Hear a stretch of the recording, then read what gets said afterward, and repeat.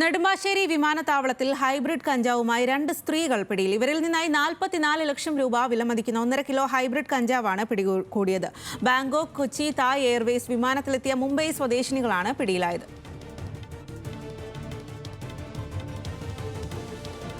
കൊച്ചിയിൽ നിന്നും സഹിൻ ആന്റണിയാണ് ചേരുന്നത്. കൂടുതൽ വിവരങ്ങളുമായി സഹിൻ, കൊച്ചിയിലേക്കുള്ള ഈ ഒരു ലഹരി ഒഴുക്ക് തടയാനായിട്ട് സർക്കാരിന്റെ ഭാഗത്തു നിന്നൊക്കെ പലവിധമായിട്ടുള്ള പ്രതിരോധ മാർഗങ്ങൾ നടക്കുകയാണ്. അതിനിടയിലാണ് ഇപ്പോൾ ഇത്തരത്തിൽ കഞ്ചാവ് പിടികൂടിയിരിക്കുന്നത്.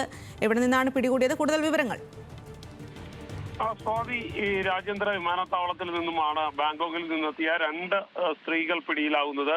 മുംബൈ സ്വദേശിനികളായ സബ റാഷിദ്, ഒപ്പം തന്നെ ഷാജിയ അമർ ഹംസ എന്നിവരാണ് 1504 ഗ്രാം ഹൈബ്രിഡ് കഞ്ചാവുമായി പിടിയിലാവുന്നത്. സഭയുടെ കൈവശം 754 ഗ്രാം ഹൈബ്രിഡ് കഞ്ചാവും, ഒപ്പം തന്നെ ഷാജിയുടെ കൈവശം 750 ഗ്രാം കഞ്ചാവുമാണ് ഉണ്ടായിരുന്നത്.